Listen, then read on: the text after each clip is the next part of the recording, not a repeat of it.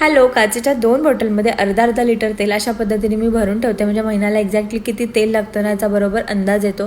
आपल्या शरीरातला कंजूस आत्मा आपल्याला साध्या प्लास्टिकच्या पिशव्या फेकून द्यायला परमिशन देत नाही, तर तेल काढून झाल्यावरती ही पिशवी फेकून द्यायला काय परमिशन देणार. त्यासाठी मी काय करते, तिन्ही बाजूनी व्यवस्थित कात्रीने कापून घेते. मळलेलं गव्हाचं पीठ पुन्हा त्याच्यावरती मळून घेते. त्याच्यामुळे होतं काय, ह्या पिशवीला लागलेलं तेल वाया नाही गेल्याचं एक समाधान मिळतं.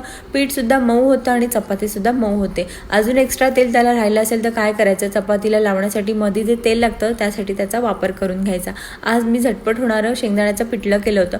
ऑलरेडी माझ्याकडे कूट होता, त्याच्यामध्ये 2 मिरच्या टाकल्या, लसूण टाकलं, थोडंसं पाणी टाकलं आणि व्यवस्थित ते ग्राइंड करून घेतलं. त्यानंतर एकीकडे कढई गरम करत ठेवली, त्याच्यामध्ये तेल टाकलं, जिरं मोहरी कढीपत्ता टाकला, व्यवस्थित परतून घ्यायचा. त्यानंतर एक बारीक चिरलेला कांदा टाकून घ्यायचा.